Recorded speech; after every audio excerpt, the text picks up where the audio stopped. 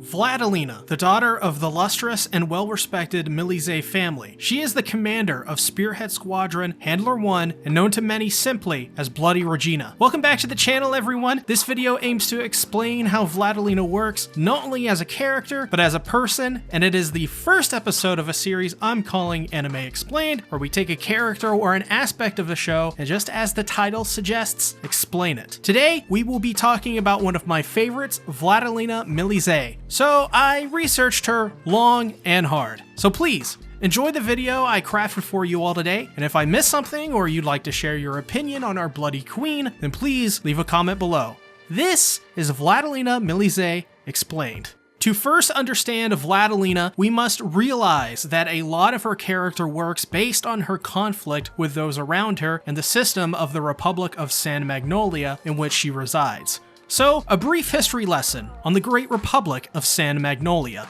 San Magnolia's five-hued flag is a symbol of the qualities in which Vladilena fights for. Each color of the flag, blue, red, white, black, and yellow, these colors represent key morals and beliefs that are to be upheld: freedom, equality, brotherhood, justice, and nobility. Vladilena's ideals, and herself to a degree, are a literal embodiment of the five-hued flag. If you want a quick way to describe to your friends who Vladilena is, all you have to do is know what the five-hued flag colors represent. The key to this is that San Magnolia went back on those beliefs and ideologies long ago. When the Giadian Empire declared war on its neighboring countries, they fought using the autonomous robots and AI known simply as the Legion. These Skynet-like robots eventually would turn on their creators and seek to wipe out the rest of the human race with no explanation. Due to the never-ending and nearly unstoppable Legion, San Magnolia passed a law known as the Special Wartime Peace Preservation Act and invoked Presidential Order number 6609. This would mean that those of Colorado, people of color, would be seen as traitors of the Republic and deemed supporters of the Giadian Empire. They as well relocated all of their people not born of Colorado, silver-haired Alba, and those of Selena blood to the 85 districts. The 86th would be designated for those not of Alba blood. This act and the presidential order violated the morals,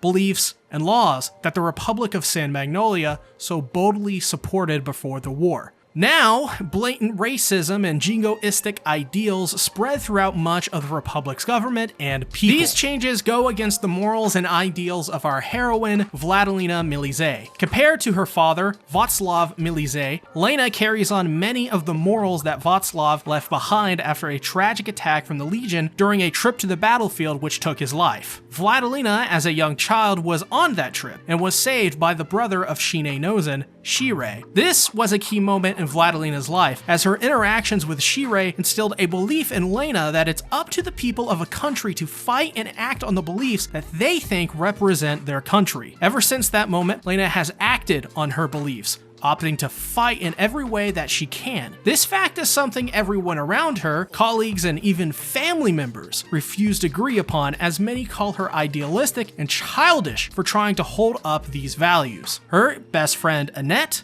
her Uncle Jerome Karlstahl, who even helped raise Lena after her father's passing, all think that she should retire and give up these morals and ideals for a comfortable retirement and a better job. The reality is that while Vladilena's morals seem idealistic, they're realistic and actually needed to fight the Legion properly. While San Magnolia and its government refuse to fight the Legion, it is Vladilena that is one of the few that stands up and fights, fueled by those ideals people call childish. This is all the more tragic as San Magnolia's government has spent a majority of its time telling a fairy tale about the true nature of their autonomous robots, which are just the Colorado, now designated the 86, and this can also be a double meaning as it is slang for people who are rejected or banned from a place or social construct. Upon realizing this, Lena feels she must tell the truth about the pigs that failed to evolve, but she is once again rejected by her people as the brainwashing has gone on for so long and so deep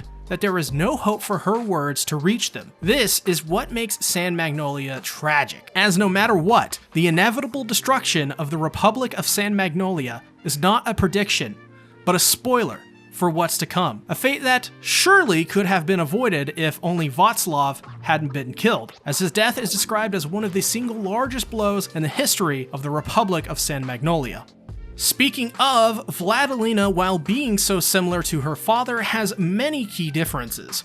One is that while Václav preached about how important it was to uphold the values of the Republic and be on the right side of history, he had one critical flaw. Václav refused to fight and believed that it was not the responsibility of the Alba. Rather, it was that of the Colorada, the 86, to be responsible for. Lena, on the other hand, thinks much differently on that basis, as we've described earlier. It was Lena who, while surprised she was promoted to major so early on at just 16, still jumped at the opportunity and felt it an honor to work with the Undertaker and the rest of the Spearhead Squadron, the elite of the battlefield. Lena even went as far as to familiarize herself and treat them as respectfully as she possibly could, learning their names, hearing their stories, and communicating with them daily. In her conversations with Annette even, she expressed how much she respects and admires the leader of Spearhead Squadron, Shine Nozen. This shows a fascinating character trait of Lena's. She has a tendency to easily get attached to people. We can see this with Shin as she talks to him daily, gushes about him to Annette, and finds that Shin actually isn't scary like many people think he is, but instead is rather impressed by him. Many have theorized this is leading to a romance between the two characters, and I would have to agree with that, as throughout most of the first half of this series, Lena is often flustered by Shin, showing a bright red face of embarrassment while talking to Shin or running into two people displaying PDA. Through this, we can see that Lena is the naive and innocent type, even at one point being called a virgin by Kirschblut, while on the surface we can show my Ara face and make jokes about Lena's sexuality and pretend that I love Vladilena over Saber. I don't. The real point of this scene was to show that Lena is untainted literally, not physically. Her ideals are pure and show that she is inexperienced in the ways of the world and the true nature of pretty much everything around her. Though this is actually what sets Vladilena apart from the rest of the cast, as without her pure and virgin outlook, the friction that her character creates would be absent, and thus there would be no anime to watch.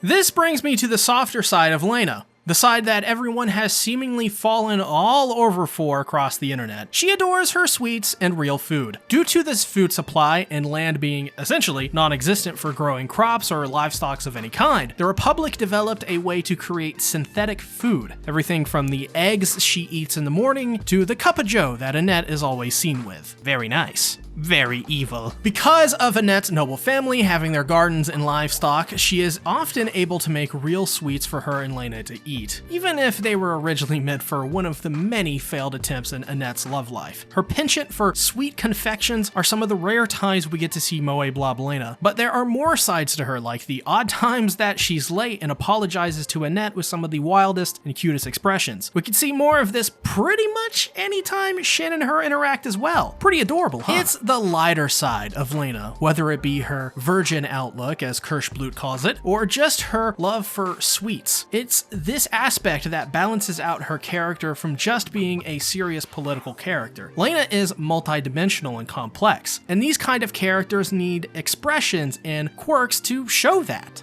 With that being said, around the second half of the series, we see a significant change in Lena's personality, which is something I've avoided until now. Vladilena Milizé may be idealistic, innocent, and naive, but she's no fool. Forced to a breaking point, Uncle Jerome refuses to support her any further. Her friend Annette never wants to see her face again, and Shin and the rest of Spearhead Squadron reject her. She is utterly powerless to do anything to protect her 86 and her homeland. The system is working against her, in every sense of the word. But when push comes to shove, the true side of Vladilena Milizé comes out. Bloody Regina. When trying to play by the rules, she was only met with goalpost moving, a never-ending effort to push Lena away from fighting. But it is Lena who takes things into her own hands and plays with the very same dirty and sleazy tactics to get what she needs for the men and women who need her. She blackmails her former friend Annette with the knowledge that her childhood friend she shut out, Shine Nozen, being the one and only Undertaker, and that man directly reports to Lena. She plays upon Annette's emotions to get her to hack into the Republic system to access their mortars to save the lives of Shin and Spearhead Squadron. When pushed to that breaking point, Lena chose to act and use the very morals which kept her in line as a motivation to act and fight back against a corrupt system. Since then, Lena has shown a maturity that wasn't seen before with her character, and combined with the fact that Spearhead Squadron left her, she dons a red streak through her hair to symbolize that the innocent Vladilena Milize is still there, but now has a little bit of an edge.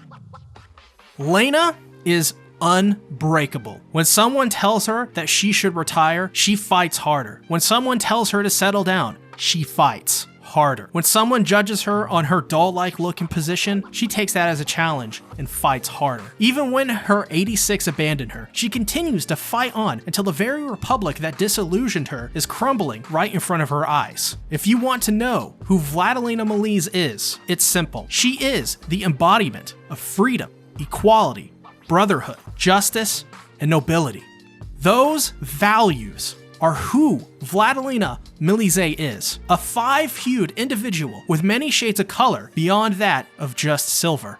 Ladies and gentlemen, I hope you enjoyed the video, and please have an amazing weekend. And if you can, please hit the like button, comment your thoughts on the video and Lena, but as well be sure to share this out with your friends and family. I appreciate you all. While we wait for next week's episode of 86, be sure to check out my previous videos discussing Lena's character in Season 2. Bye-bye!